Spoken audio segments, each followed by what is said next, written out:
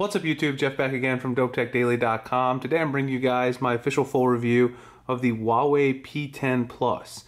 Now I have this phone for about the last month or so, and today we're going to get into the build quality, the software, hardware, everything about it. Now this is the black model, the larger of the two flagships that Huawei released at Mobile World Congress. It does have 6 gigs of RAM, 128 gigs of storage in my particular model. You've got the dual branded Leica cameras on the back there. You've got a 20 megapixel and a 12 megapixel shooter with monochrome sensor f1.8. You guys can see the Leica branding right there. Very nice. Around front, you have a 5.5 inch 2560 by 1440 display.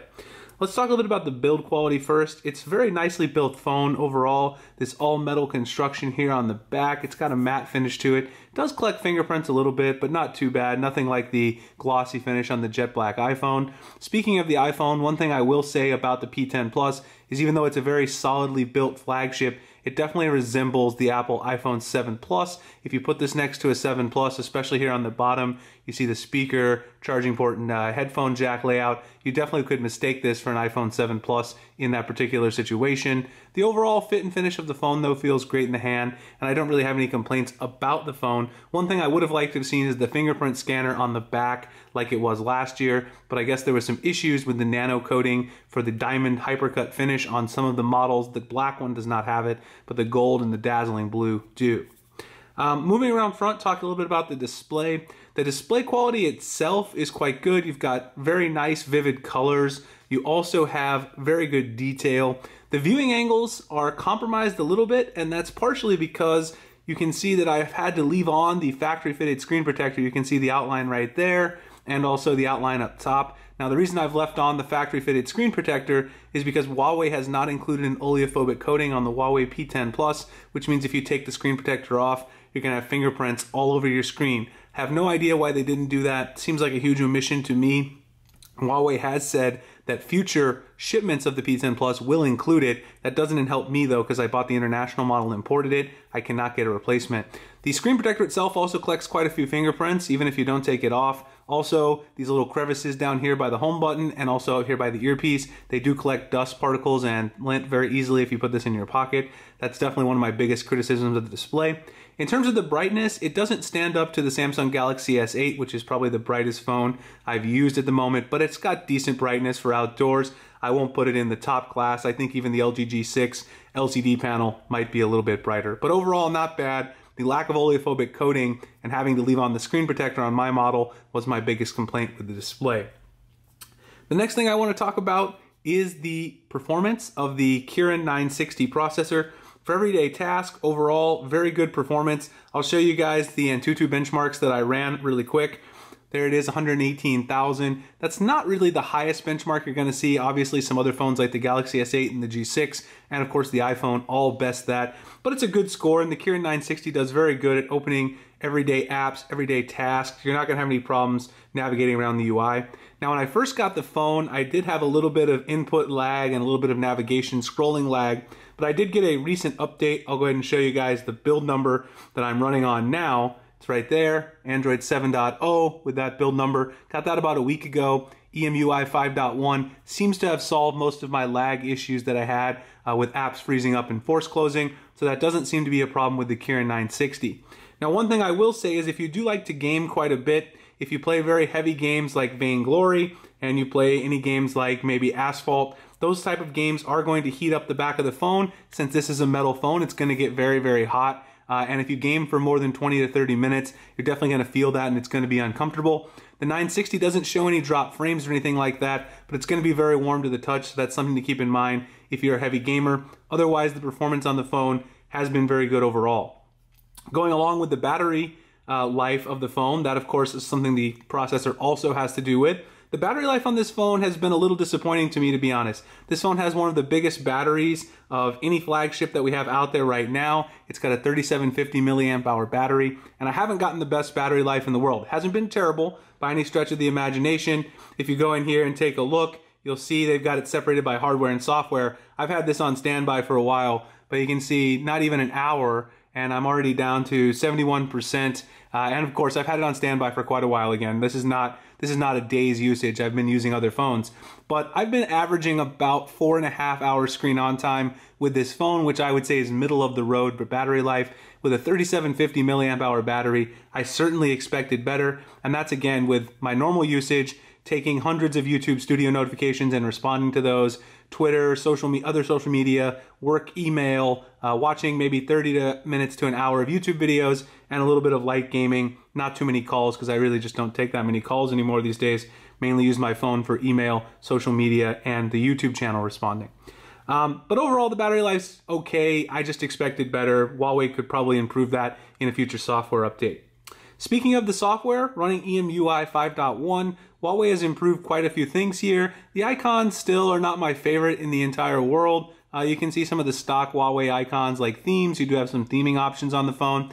There's a lot of Huawei things that come in here. Smart remote, their settings, you've got their recorder app, their messaging, their music, high care, high game. Again, this phone is not officially sold in the US, so you're gonna get all these apps just like Samsung and LG might put on the phone. That itself is not a problem, even though I'm not a huge fan of the icons. The settings have been slimmed down a little bit. They look a little bit closer to stock Android, which I certainly appreciate from Huawei. If you do go into the main settings menu though, you'll notice a ton of options, and this is where I think the overall experience of EMUI 5.1 falls short. One thing that they have corrected from the past is the home screen style. You can change it to have an app drawer. As you guys can see, I've done that. By default, it comes standard, which is the iPhone version with all the apps on the screen. In the past, they did not allow you to change that. You had to put a third-party launcher, but now you can change that, so no big deal. But all of the other options that are on by default are some of the things that really bother me. And perhaps the biggest one are some of the battery management that Huawei tries to do. And I think this might be one of the reasons why my battery life isn't quite as good, because they rely on these power-saving tricks to make sure that you're getting really good battery life out of the phone. So if you look at these power-intensive apps, it's going to show you a list of things that are draining a lot of battery. And by default, the power-intensive prompts are turned on. So if you go into settings here, you see there's a thing that says power-intensive prompt. Basically, that's going to little message in your notification tray telling you that you have an app that's draining battery. Now, I've turned that off because it's super annoying, and I highly recommend that you do it as well, unless you really just need to get that top-notch battery life. But I want all of my notifications. I don't want anything getting turned off. There's also an option to close excessively power-intensive apps as well.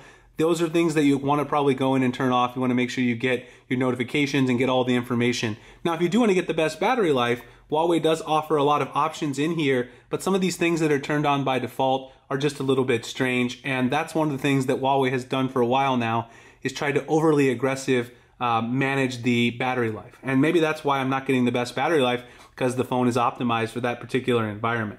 There are a couple of other cool features in here, like App Twin, which I mentioned in my Huawei Mate 9 review, which allows you to basically have two versions of the same app installed. I don't have two Facebook accounts, so I don't have one. It would be nice if you could do this for, say, Instagram or something like that, for business versus personal Instagram. But you can basically have two different accounts of the same app. It'll give you two different icons. That's a pretty cool feature.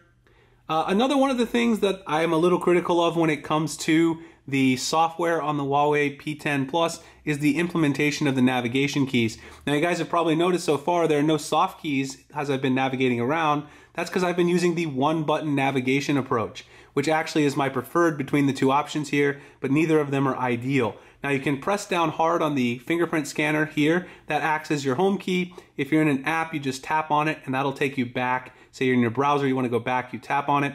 Sometimes you're going to mistake the tap for a press and you're going to go home on accident. If you want to open recent apps, you just swipe. That swipe does take some time to master, however, can be a little bit annoying. Sometimes you're going to, instead of swipe, you're going to tap back, and it's going to cause some unintended things to happen as you're navigating around the UI. Now, the other option, which is on by default, is to actually have the soft navigation keys at the very bottom there, which you guys can see, in addition to the physical home button below. The problem is the home button or the fingerprint scanner doesn't actually function as a home button anymore. Now you've got to use the soft keys for everything, and I often want to press this button at the bottom to try to go home, and it doesn't work. So overall, I don't know why Huawei didn't just put capacitive keys on the bottom or put the fingerprint scanner on the back and have all soft keys. That's something I would have liked to have seen. It's going to take some getting used to, and I don't think it's the ideal setup, but otherwise, if you use the phone for a long time, it's probably not going to bother you at a high level. So overall, though, software EMU 5.1, they've made a lot of improvements. They're still overly aggressive on the management for battery life and some app notifications and things like that. You're going to want to go into those advanced settings for battery and for app notifications. Make sure all of those type of notifications are turned off. Another thing I will say is if you go into mobile network, there's another notification in here that tells you Wi-Fi mobile data switch. So it's right there, reminder. It says ask whether or not you should use mobile data. This is another thing you should turn off for sure. This is incredibly annoying because when it asks you, if you just hit OK because you're in a hurry, it'll turn off your mobile data and then you won't be receiving any calls or any data anymore. So make sure you just go in and use mobile data all the time. I forgot to go in and actually change that. Something I definitely wanted to mention. The next thing I want to talk about with the Huawei P10 Plus is the camera quality, of course.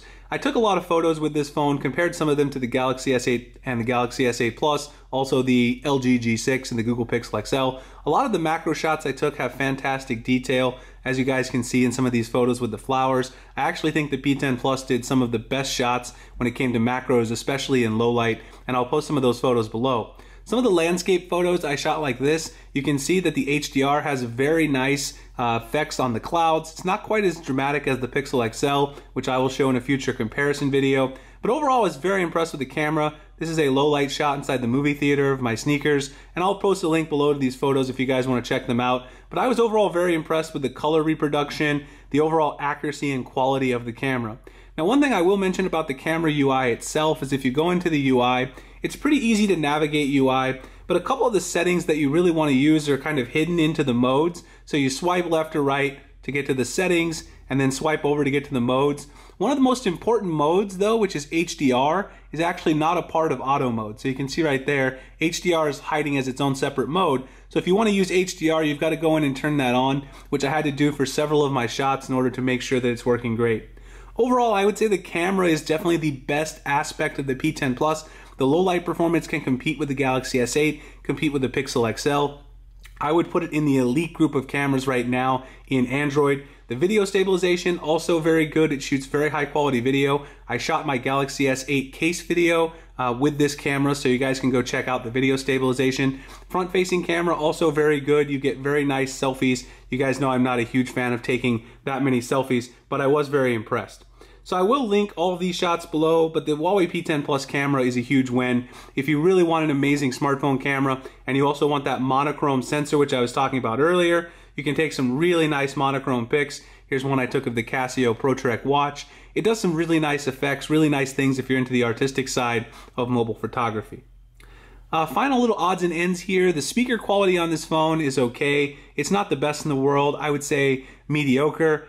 It's not even as loud, I would say, as the iPhone 7 Plus, even though it does have stereo speakers here. It's got a bottom firing speaker and it uses the earpiece sort of as a tweeter, but it's not really that clear. It's just okay, and I wouldn't expect to get amazing sound quality out of it.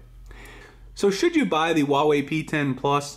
The P10 Plus is a great phone with solid build quality. It also has a very nice camera. However, the shortcomings with the lack of oleophobic coating, some of these software nuances, and the overheating that I saw while playing games puts it behind the Galaxy S8, LG G6, and the Pixel XL to me. For the price to value ratio, especially here in the US, where you're going to have to import this phone, I just don't see it. Perhaps in other countries where you can get it a bit cheaper, it might be worth the purchase.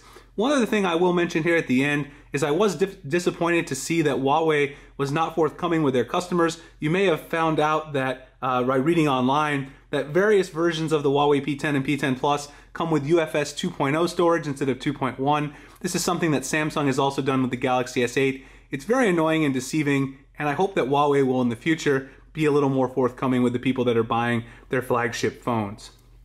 Alright guys, so that's my full review of the Huawei P10 Plus. I really hope you guys enjoyed it. Find me at dopetechdaily.com, Google+, Instagram, and Twitter. The links in the description. Please like and subscribe if you guys enjoy my content so I can make future videos like this. Appreciate you guys checking out this one, and I'll see you in the next one.